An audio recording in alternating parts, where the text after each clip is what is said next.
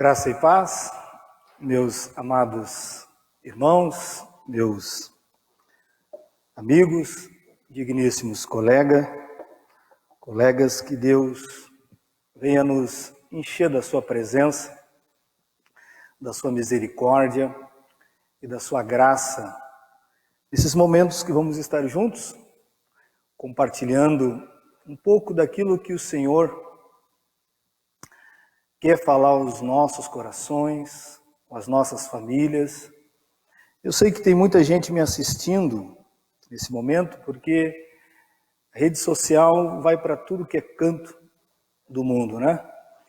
Que certamente esta palavra de hoje vai tocar fundo no seu coração, como tocou no meu, e eu digo isso com toda certeza, que se você ficar atento, que vai ser falado hoje, pode te levar às alturas, para lugares muito, mas muito longínquos.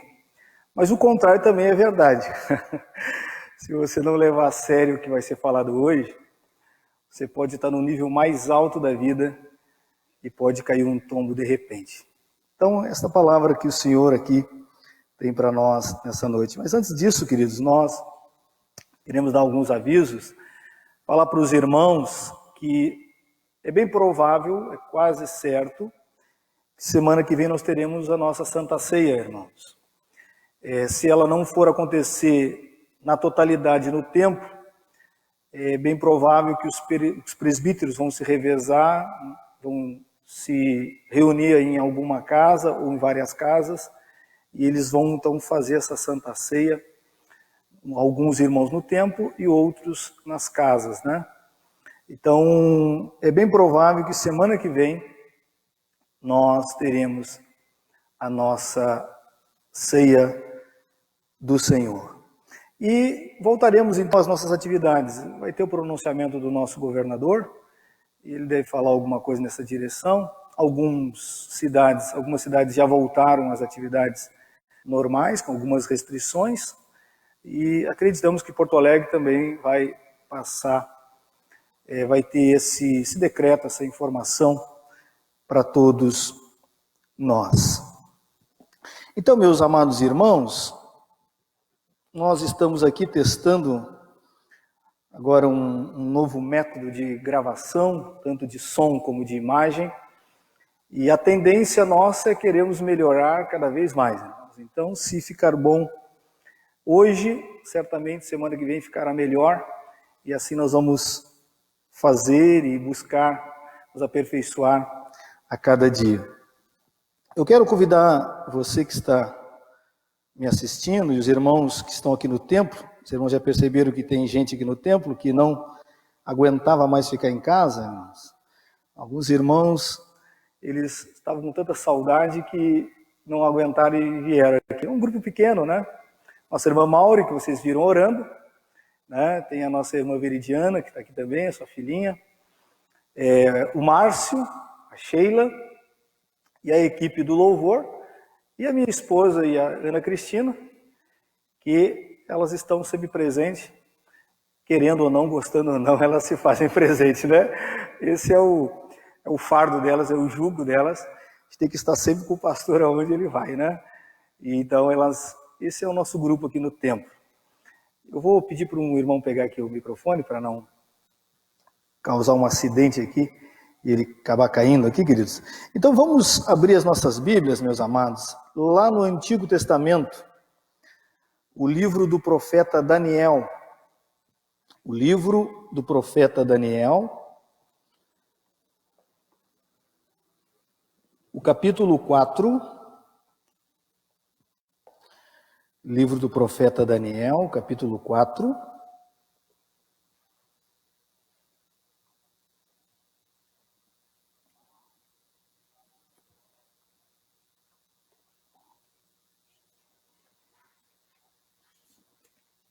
Daniel é depois de Ezequiel. Acredito que muitos irmãos já leram todo esse livro. Ele é um livro pequeno, tem somente 12 capítulos, né? E conta histórias muito interessantes. Impossível quem tenha frequentado escola dominical não ter tido estudos sobre Daniel.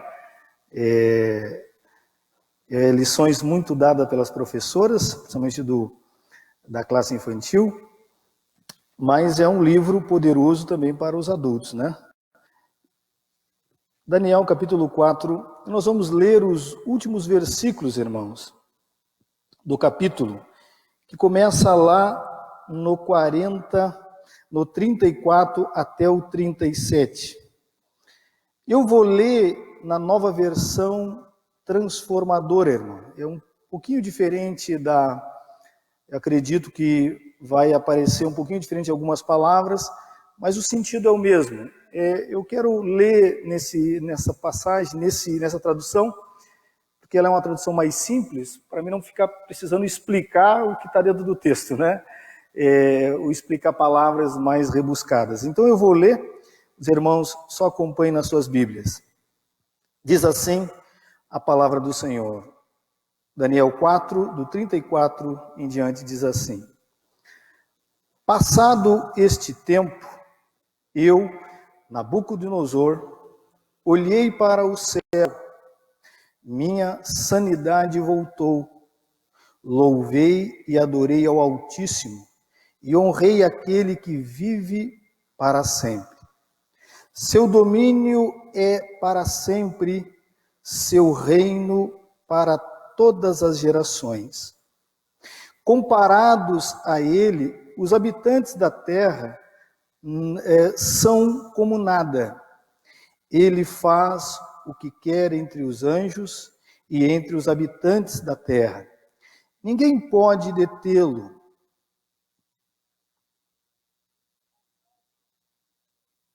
Ninguém pode detê-lo, nem lhe dizer por que fazes essas coisas. Quando minha sanidade voltou, também recuperei minha honra e majestade de meu reino. Meus conselheiros e nobres me procuraram e fui restaurado ao meu reino, com muito mais honra que antes. Agora eu, Nabucodonosor, louvo, glorifico e honro ao Rei dos céus. Todos os seus atos são justos e verdadeiros, e ele tem poder para humilhar os orgulhosos. Vamos ter um momento de oração, queridos? Feche os seus olhos e vamos orar ao nosso Deus. Pai querido, Pai santo, nós estamos aqui na tua casa, nessa noite maravilhosa. Graças te damos por essa oportunidade, por esse privilégio de cantar louvores, de exaltar o teu nome, porque o Senhor é santo, o Senhor é magnífico, o Senhor não precisa de nada e nem de ninguém, mas mesmo assim o Senhor reparte conosco, com todos nós, a grandeza que há no teu nome, para que possamos, ó Deus, olhar para o Senhor Jesus Cristo e nos espelharmos nele, sermos pessoas melhores a cada dia. Ó Deus, nós sabemos, meu Pai, que o mundo estaria num caos total se não tivesse a tua igreja atuante, se não tivesse, Deus, o teu Espírito no nosso meio, se não tivesse as palavras do Senhor Jesus Cristo para nos guiar em direção a toda a verdade. Meu Deus, que nessa noite o Senhor fale ao coração daquele meu irmão, daquela minha irmã, daquele meu amigo, meu colega, aquele que está perto, aquele que está distante, aquele que, ó Deus, um dia já trilhou os teus caminhos e hoje está afastado. Meu Pai, em nome de Jesus, quebra todas as cadeias, as correntes, algemas que estão prendendo essa pessoa na imundícia do pecado. Deus, numa vida, ó Deus, profana, mentirosa, enganosa, adúltera, totalmente perversa. E nós sabemos que o diabo, ele é estrategista nessa área, para que a pessoa fique presa a essas questões e não possa sair do buraco, ó Deus, sair do lamaçal do pecado, mas em nome de Jesus, que a tua palavra aqui pregada, que os cânticos que aqui foram cantados, que as orações que já foram feitas e as que serão feitas, possa, meu Deus, ser usada por ti para transformar essa pessoa, para Deus chamar ela para perto do teu coração. Muito obrigado, Senhor, muito obrigado. Usa os meus lábios, usa as palavras que vão sair da minha boca. Usa, Senhor, que faça todo sentido para aquele que está me ouvindo nessa noite. Que essa pessoa possa, meu Deus, se agarrar no Senhor e na tua palavra, porque só nela há salvação, só nela há libertação. Deus, assim eu te peço e te agradeço, no nome do Senhor Jesus, hoje e sempre. Amém. Queridos, João Calvino, um reformador conhecido no nosso meio, disse que 3 virtudes ou 3 atitudes classificam um verdadeiro cristão. E ele, nas suas palavras, no seu discurso, ele diz que a primeira dela é a humildade. Um crente que não é humilde, dá para se desconfiar se ele realmente é crente. Então, essa virtude, essas atitudes, esse comportamento deve resplandecer na vida do cristão. A segunda, ele diz que é a humildade. Ele disse, olha, sem humildade fica difícil continuar uma caminhada. E a terceira, ele vai dizer, é humildade. Para João Calvino, uma pessoa que não expresse, que não busque ter uma vida de humildade e simplicidade, basicamente, na ótica dele, seja quem for, essa pessoa não é cristã. Queridos, nesse mesmo espírito, se você perceber na Bíblia, queridos, o próprio dono da igreja, que é o Senhor Jesus, ele mesmo disse isso quando esteve conosco. Ele diz, aprendei de mim, porque sou manso e humilde de coração, disse Jesus. E se você der uma lida nas Escrituras, principalmente no Sermão do Monte, a primeira bem-aventurança que Jesus falou foi, bem-aventurado os humildes de espírito, porque deles é o reino dos céus.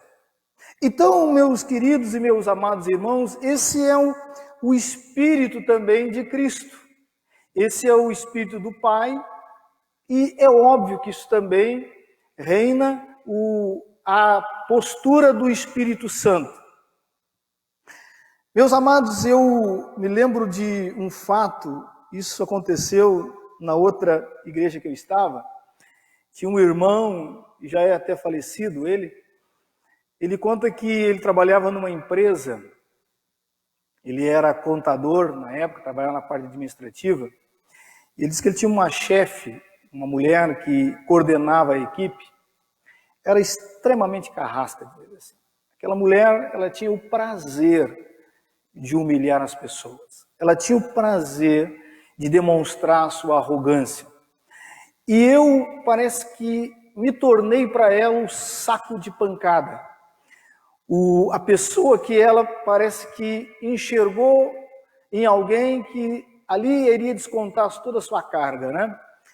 E eu confesso, me contando e contando até para algumas pessoas que estavam naquele dia presentes, ele diz assim, olha, eu acredito que eu já tinha problema com alcoolismo, porque ele era um alcoólatra antes da conversão, isso piorou minha situação. E eu tentava fazer todo o meu trabalho, na verdade me aposentei nessa empresa, disse ele, mas lá pelo meio da caminhada, essa jovem senhora, então é mandada embora da empresa. Essa jovem senhora é colocada para a rua. E como ela não era muito bem vista no na empresa, ninguém se interessou e ninguém se importou. E ela desapareceu então do mapa, ninguém mais viu essa mulher. Passados-se os anos, eu estava indo no hospital ver um parente que estava doente, diz ele, e eu estou entrando na porta e uma pessoa que estava limpando o chão do corredor me parecia familiar, diz ele. E eu olho para aquela pessoa, ela naquele momento levanta a cabeça, e era essa senhora, essa moça que estava ali limpando. Não por causa do trabalho, diz ele, porque todo trabalho é digno. Todo trabalho que é honesto e seja o trabalho mais simples que for. Mas para aquela mulher que sempre esteve numa situação de liderar, de arrogância, aquilo era uma humilhação muito grande. Eu me lembro que eu parei, conversei com ela, não trouxe aquelas questões do passado, mas eu percebi ali nos olhos dela o que a pessoa cair de um lugar de destaque para ficar num lugar talvez que não seria tão honrado para ela. Por que eu estou falando isso, meus amados irmãos e meus queridos amigos e todos que estão me ouvindo? Porque o texto que nós lemos vai tratar de um dos reis mais destacados que tem na Bíblia. Quem já leu o Antigo Testamento deve ter se deparado com o rei Nabucodonosor, com toda certeza. Por quê, queridos? Porque o nome desse homem, para você tentar entender, ele aparece 90 vezes no Antigo Testamento. E para nós que lemos a Bíblia, nós ficamos fixados o que ele realizou e o que ele fez. Para o judeu causa até tormento, porque Nabucodonosor foi um instrumento de Deus para trazer a disciplina, o juízo para Israel. Mas se você der uma analisada, queridos, esse homem que era um homem de destaque, um homem que era respeitado por todas as nações, esse texto nos mostra uma virada na vida dele muito drástica. E presta atenção que eu vou dizer para os irmãos, quem escreve o capítulo 4 não é Daniel, irmãos. Quem escreve o capítulo 4 é o próprio Nabucodonosor. E é interessante que Nabucodonosor vai contar uma história de derrota, de juízo, de disciplina de Deus com relação à vida dele. Se você começar a ler o capítulo, você vai perceber claramente que ele queria deixar isso conhecido para todas as nações, do que aconteceu na vida dele nesse período, do que Deus fez para ele, porque nós encontramos pessoas, ou a maioria dos testemunhos que nós escutamos, é sempre testemunho de vitória, né, irmãos? É normal a gente escutar isso. Eu recebi um carro, eu recebi uma casa, eu abri uma oportunidade de um bom emprego, meu filho entrou na faculdade, mas aqui tem um homem que vai dar um testemunho de algo que aconteceu na vida dele, que Deus deu um puxão de orelha nele. E é interessante nós percebemos, irmãos, que Nabucodonosor, apesar de não ser do povo de Deus, apesar dele não ser cristão, Deus usou ele, e Deus cita ele como um instrumento nas suas mãos. E nesse texto nós vamos perceber uma coisa, que Deus está interessado de transformar a vida de Nabucodonosor. Sabe, irmãos, eu fiquei analisando e fiz uma pesquisa para saber quanto tempo Nabucodonosor já tinha vivido e lutado para chegar onde ele chegou. Por quê? Porque o texto vai dizer para nós que esse homem era reconhecido por todas as nações. Todas as nações. Para você tentar entender, nesse texto que nós estamos lendo aqui, queridos, Nabucodonosor tinha enfrentado em batalha com seu exército no seu reino 45 anos. Então não é uma pessoa que começou ontem, não é uma pessoa que não tem uma história. Ele era um homem de batalha, um homem que conquistou tudo que conquistou e já tinha se passado 45 anos. Irmãos, se você der uma analisada, quem conhece um pouco Daniel vai perceber que Daniel, até o capítulo 6, ele é o homem que revela sonhos. Do capítulo 6 em diante, muda a história. O Daniel que interpreta sonhos vai receber visões de Deus. E aí, como ele é ele mesmo que foi usado por Deus para interpretar, isso não acontecia. Então ele buscava Deus em oração para saber o significado. E se você analisar, o capítulo 2, existe um sonho de Nabucodonosor. E do capítulo 2 ao capítulo 4, passaram-se 30 anos. Para você tentar entender, porque a gente lê os capítulos e acha que parece que é a semana que vem, ou na próximo mês, ou próximo ano. Passaram-se 30 anos. E agora, o que está no capítulo 4 aqui, queridos? Eu vou dar uma breve, contar para os irmãos aqui, o breve relato do que está acontecendo no capítulo 4, para nós irmos direto naquilo que o Senhor quer falar para nós, e ao seu coração e ao meu coração essa noite. Nabucodonosor, então, tinha conquistado praticamente todas as nações à sua volta. O texto diz, ele mesmo vai dizer que ele estava tranquilo e em paz. E diz o texto que ele recebe, então, um sonho de Deus. O sonho é de Deus. E ele conta que no sonho, ele enxergava, ele via uma árvore que chegava com seus galhos, com toda a sua formosura, encostava no céu, diz assim o texto. E ele conta que todas as aves, os animais selvagens, os seres viventes da terra, ficavam abrigados naquela árvore. Então estava tudo bem, tudo tranquilo, de repente escuta-se uma voz, diz assim o texto, uma voz que disse, olha, corte a árvore, espante os animais, arranque todos os frutos. E ele está enxergando e vendo tudo aquilo no sonho, e aquela mesma voz diz assim, mas vamos deixar só um toco, preso, com os grilhões, preso ao bronze, ao ferro. E diz o texto que ele não compreendeu o que estava acontecendo, então ele se acorda, desperta.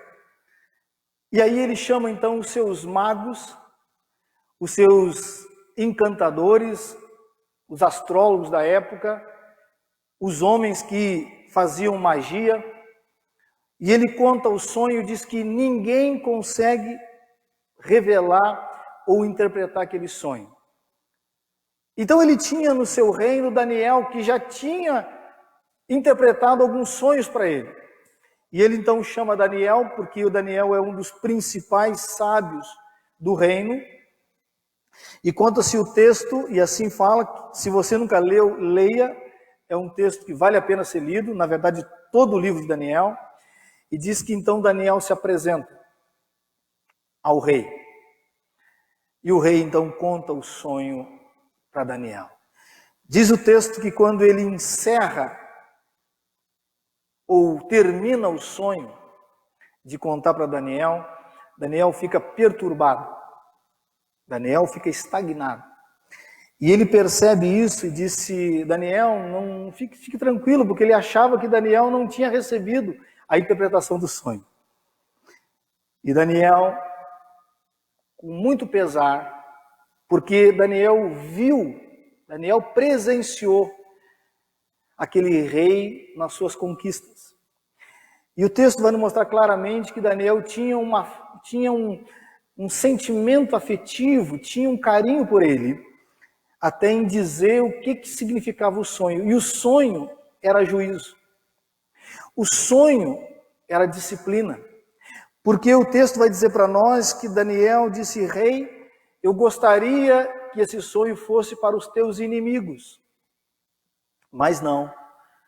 O sonho está relacionado a você.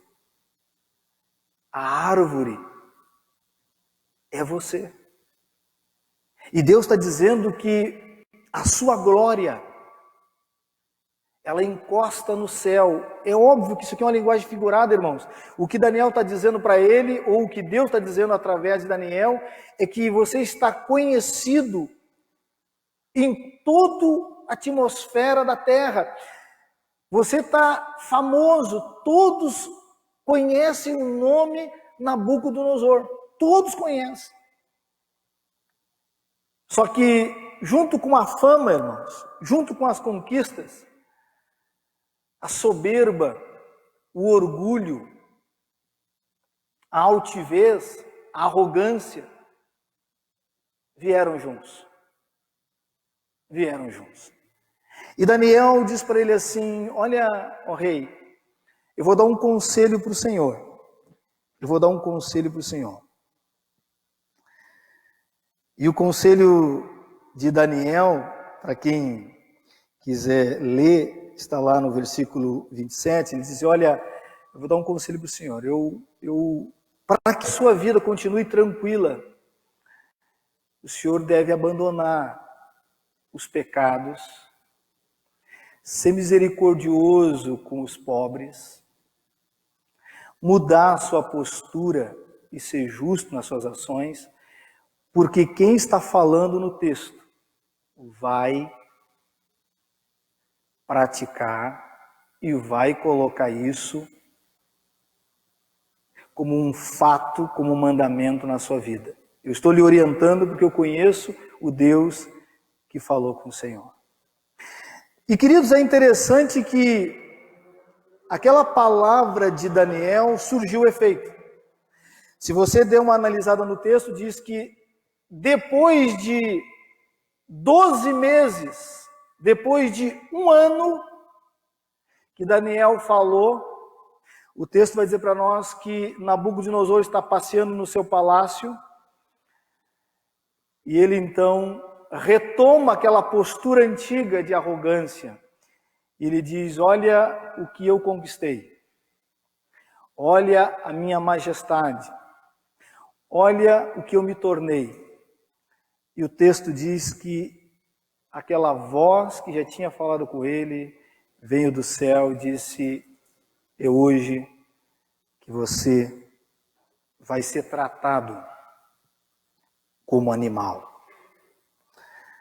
Interessante aqui, irmãos.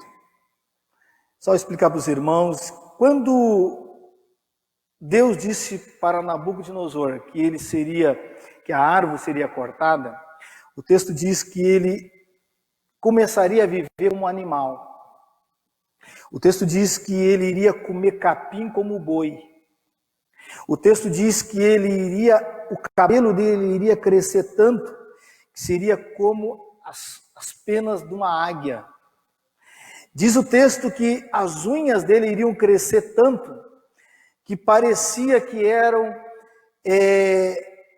aquelas garras de pássaro. Na verdade, ele se tornaria um monstro, se assim ele não abandonasse a sua prática e a sua arrogância. Como ele não levou totalmente a sério, isso aconteceu. O texto vai nos dizer para nós que Nabucodonosor, por 7 tempos, e todos os comentaristas acreditam e levam por esta linha, por 7 anos. Aquele homem que era reconhecido como o maior autoridade do mundo, literalmente, começa a comer capim. O homem que estava sendo conhecido, estava nas alturas, literalmente vai para o chão, vai para a ruína, vai para a desgraça. E diz o texto que ali ele fica. Irmãos, a Bíblia já nos ensina sobre isso, queridos. Se você lê Provérbios, capítulo 16, e o versículo 18, diz que a soberba precede a ruína, e a altivez de espírito a queda. Aqui está literalmente se cumprindo o texto de Provérbios. Mas é interessante que quem está relatando isso é o próprio Nabucodonosor. A história começa bem, fica mal e ela então termina bem. E é aqui que eu quero então, meus queridos e meus amados irmãos, todos que estão me ouvindo, tirar algumas lições para as nossas vidas. Compreender e entender o que Deus está querendo nos ensinar nessa noite. O que Nabucodonosor aprendeu com tudo isso e nós podemos aprender, queridos? Porque, meus amados irmãos, meus queridos que estão me ouvindo, ninguém está isento, queridos. Ninguém está isento, ninguém está livre de um dado momento permitir que o seu coração comece a se exaltar, comece a permitir que a soberba domine a sua vida. Ninguém está isento, queridos. E eu vou dizer uma coisa para os irmãos, o que eu acho mais triste, não são pessoas que têm alguma coisa e são arrogantes, porque tem muita gente que tem nome na sociedade, que conquistou alguns bens, e aí tem motivos. Mas o que é mais triste é quando você encontra pessoas que não têm nada. Pessoas que são limitadas em todos os aspectos. Mas o que não falta no coração dela é a arrogância, é a soberba. Nós sabemos que tanto um como a outra vão para o mesmo lugar. Porque a Bíblia nos diz que esse espírito de arrogância, o primeiro que se revestiu disso foi Lúcifer, foi o próprio Satanás, que era o anjo de luz. E diz que ele quis colocar o seu trono acima do trono de Deus. E Deus o expulsou do céu.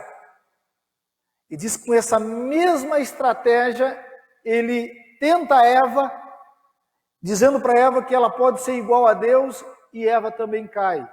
Adão também cai. E uma série de homens e mulheres da Bíblia caem, se destroem, acabam com seus sonhos, acabam com a sua família, acabam com a sua saúde, acabam com seus relacionamentos, porque não sabem lidar com esse sentimento, com essa atitude, com esse comportamento da arrogância. O apóstolo Paulo mesmo diz que o amor edifica, mas o saber ensoberbece. Muito cuidado, meu irmão. Muito cuidado, minha irmã. Muito cuidado, meu amigo, por você não adquirir um pouquinho de conhecimento. Como dizia um irmão querido, nós nascemos burro e morremos ignorantes. E nós às vezes achamos que conhecemos alguma coisa. E muito cuidado com isso. Muito cuidado. E o que nós podemos aprender então com esse texto aqui, queridos? Eu quero frisar algumas palavras que quando eu li o texto, eu não frisei. Quando Nabucodonosor diz assim, minha sanidade voltou. Ele fala duas vezes isso. Ele diz no versículo 34 e depois ele volta dizendo 36. Quando minha sanidade voltou. Está dizendo, quando o meu entendimento, quando depois que eu passei, irmãos, 7 anos, presta atenção que eu vou dizer, irmãos, 7 anos comendo capim, vivendo como uma pessoa pior que um mendigo, não é 7 dias e nem 7 semanas, irmãos. E diz o texto que quando voltou a consciência desse homem, e então ele muda o seu comportamento e as suas atitudes. E é nessa direção que eu quero então caminhar com os irmãos e crescer e colhermos bênção para as nossas vidas através dessa história, através desse relato de Nabucodonosor. 3 fatos que Nabucodonosor descobriu, que quando a sanidade, quando o entendimento dele voltou, para ele ficou claro. Então ele está nos ensinando uma coisa aqui, queridos. Presta atenção que eu vou dizer para você. Uma pessoa arrogante, uma pessoa soberba, uma pessoa que endurece o coração para ouvir algumas verdades. Porque a Bíblia está dizendo que ela está fora de si. Que ela é uma pessoa insensata. É uma pessoa tola. É uma pessoa que está caminhando por um caminho da loucura. Ela não está compreendendo que ela é ser humano como qualquer outra pessoa, como qualquer um de nós. Eu conheci muita gente, irmãos. Olha que eu não sou tão novinho assim. Já tenho algumas andanças na vida. Eu já vi muita gente cair e se esborrachar. Muita gente. Eu conheci um rapaz, um jovem senhor, que ele já estava no 4º divórcio. Cada casamento ele tinha 2 a 3 filhos. E em cada casamento que ele deixou, tinha que pagar uma pensão. Então você percebe o problema que ele tinha nas mãos. Eu conversando com ele, tentando entender essa problemática, porque ele veio conversar comigo sobre o assunto, e eu percebi que ele não dava ouvidos, não escutava ninguém. E eu disse para ele assim: meu querido, eu acho que você tem que ser um pouco mais humilde. Ele olhou para mim com um olhar de raiva, até com desprezo. Ele disse assim: mas João, mais humilde que eu já sou é impossível. Ele dizia. Aí eu percebi que não tinha o que eu falasse para ele, queria dar solução para a vida dele. Só faltou ele me dizer que seu maior defeito era a humildade. E eu fiquei sabendo que ele já estava namorando já por aí, e certamente já deve estar no 4º, ou no 5º, ou já no 6º casamento. Queridos, então o que nós podemos aprender com Nabucodonosor aqui, quando ele então retoma o entendimento, quando ele compreende que a caminhada dele tem que ser uma caminhada de humildade. Presta atenção que eu vou dizer para os irmãos. Se Deus falou que ele tinha que mudar, é porque antes desse fato existia justiça no reino dele. Existia ordem. Ele era misericordioso. Então, em dado momento, quando tudo estava bem, ele se perdeu naquela caminhada. E aí Deus queria e quer que ele retorne. E diz o texto que quando ele mesmo, as palavras dele, quando ele então volta à sanidade na mente e no coração dele, primeira coisa que ele compreende, irmãos, e é aqui que eu quero, esse primeiro ponto, trabalhar com os irmãos. Ele compreendeu que Deus é soberano. E aqui é que mata o orgulhoso. Por quê? Se você dá uma lida, vamos começar aqui no texto para você ver. 34 ele diz assim, olha só. Diz, 34 a parte B. Seu domínio é para sempre. Seu reino por todas as gerações. O 35 só fala da soberania de Deus. Comparados a ele, os habitantes da terra são como nada. Ele faz o que quer entre os anjos no céu e entre os habitantes na terra. Ninguém pode detê-lo, nem lhe dizer, por que fazes estas coisas? Meu querido e meu amado irmão, Meu amado irmão,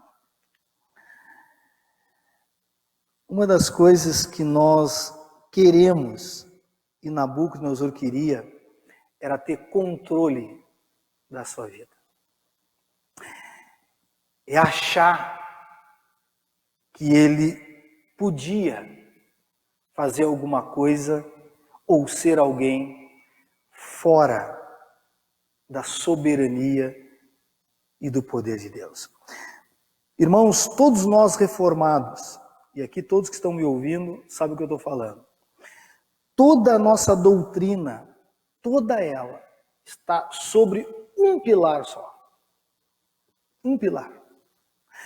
Quem conhece um pouco de reforma sabe o que eu vou falar. Se tirar o pilar da soberania de Deus, não sobra nada de toda a teologia reformada, porque toda ela está sobre esse pilar.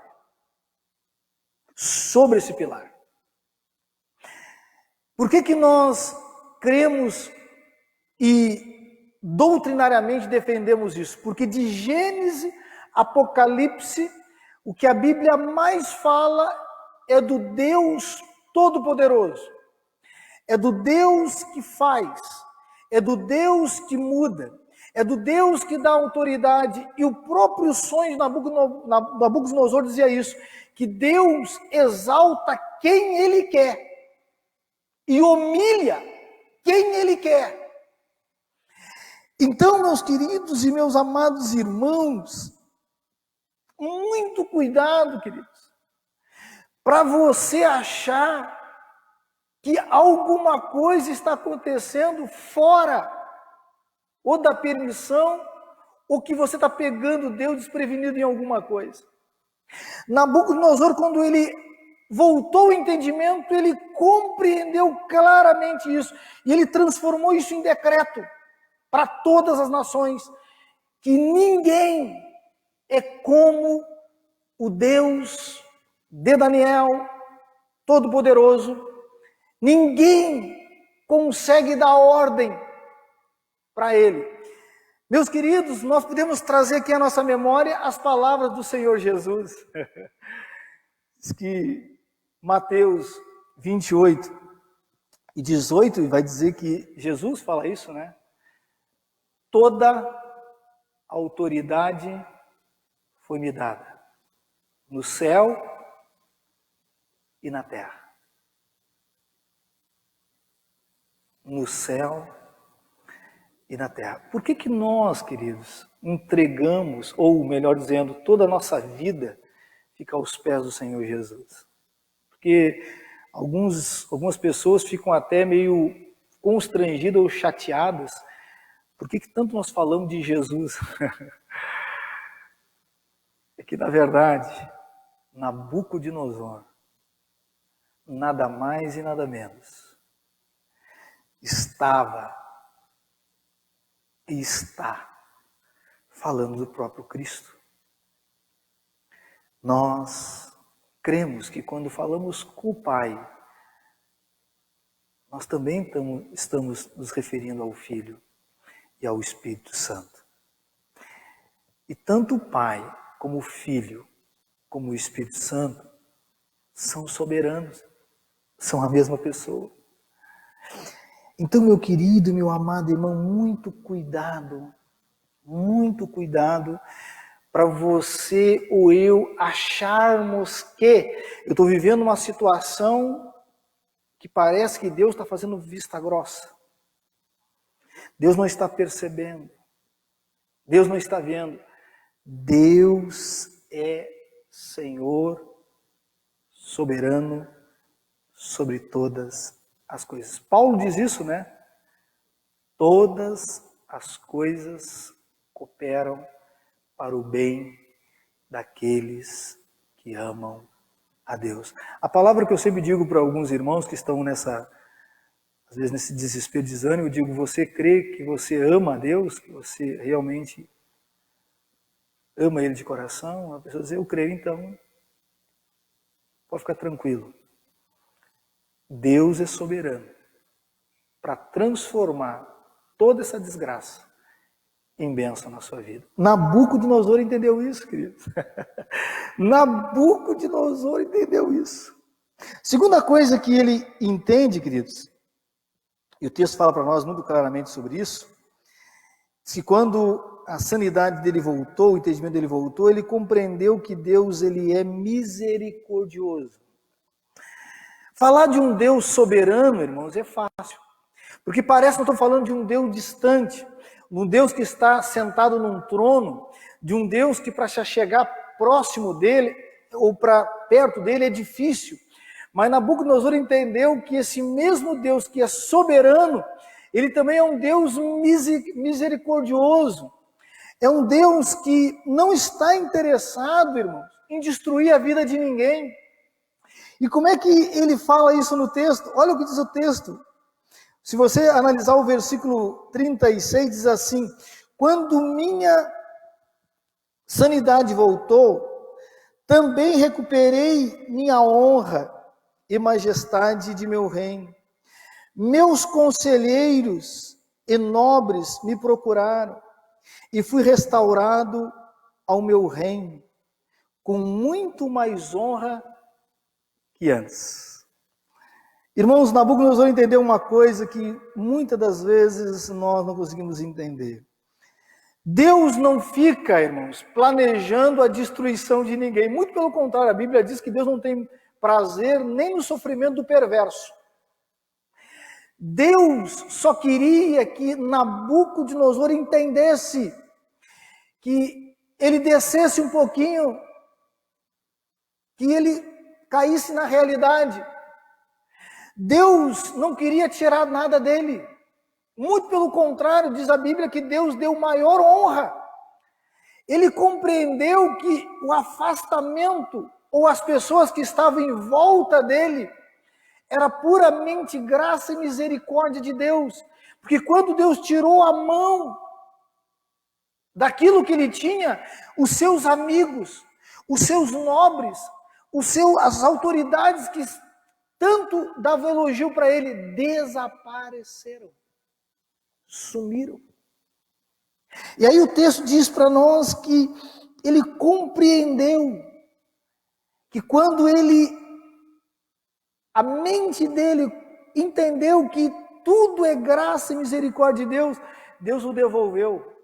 O reino, a honra, os amigos, os nobres, e diz que ele percebeu que ele ficou melhor quando saiu daquela situação. Então presta atenção, vou dizer para você, meu querido e meu amado irmão.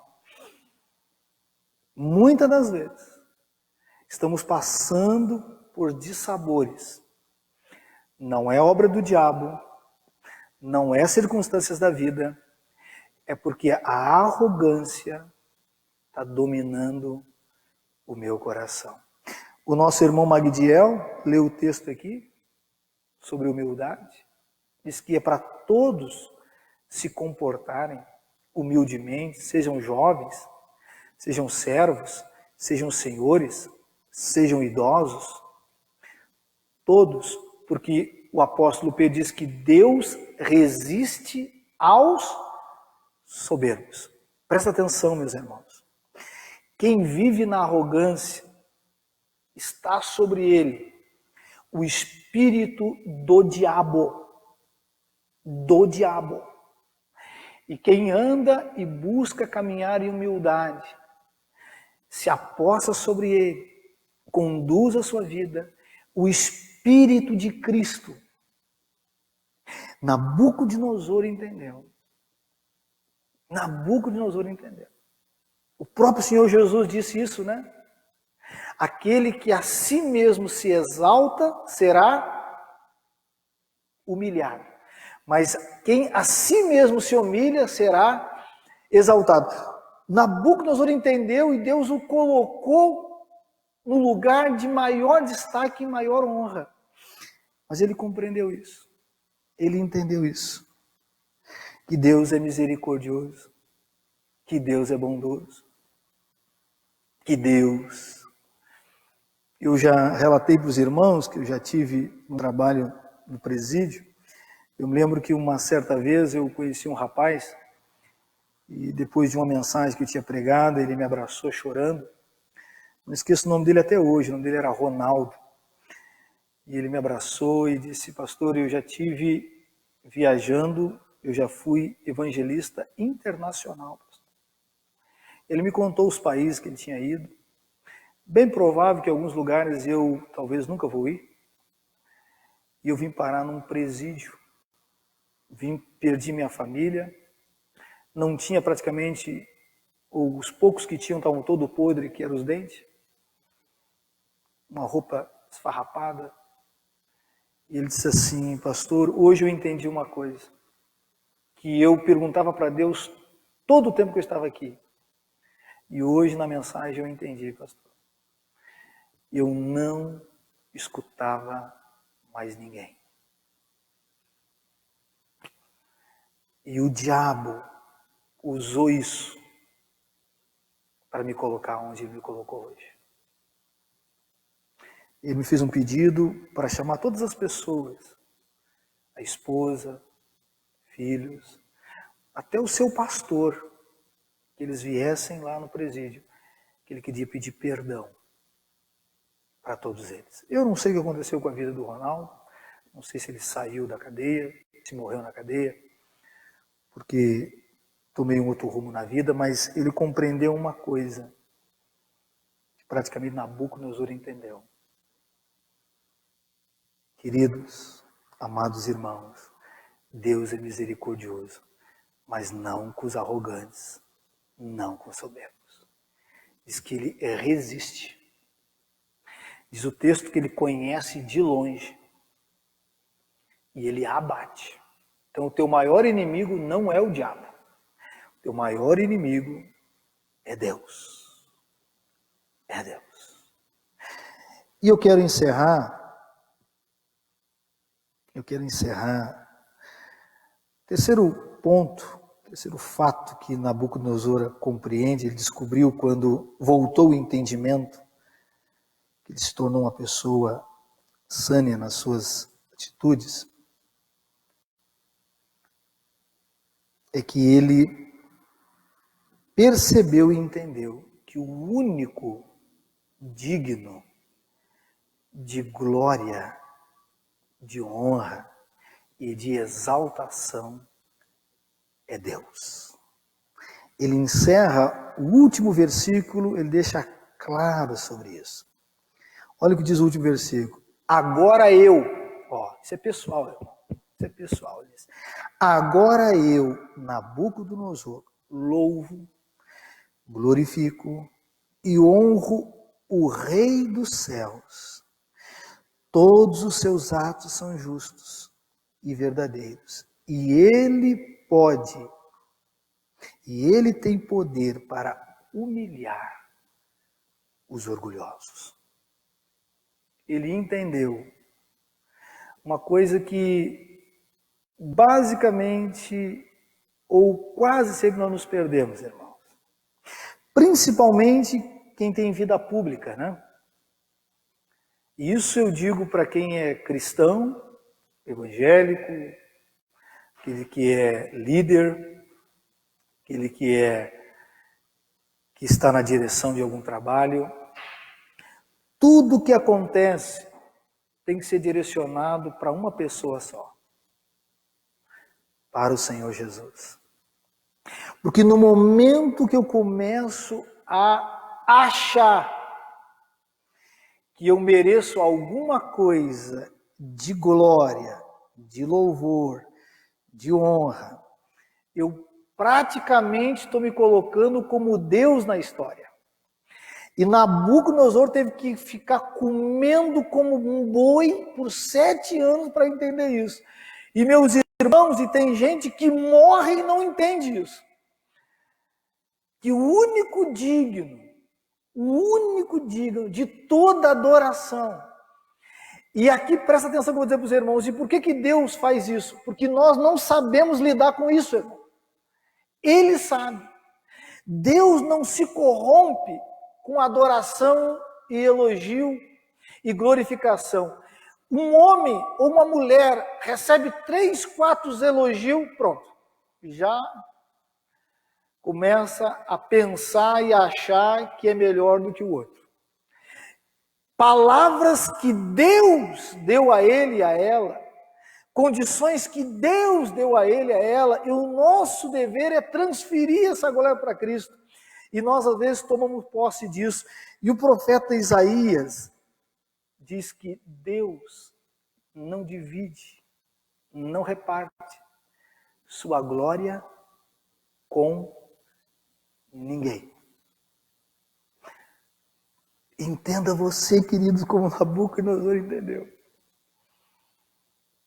Nós somos criaturas, nós fomos criados para um objetivo, para ser louvor e glória para o Senhor e não para nós mesmos. Meu amado irmão e minha amada irmã, não caia nessa armadilha. Não caia nessa armadilha. Aqui está um exemplo para todos nós que Deus tira uma pessoa de qualquer lugar e de maior destaque a hora que Ele quiser. Ele disse ser bondoso, Ele disse ser justo, Ele disse ser amável.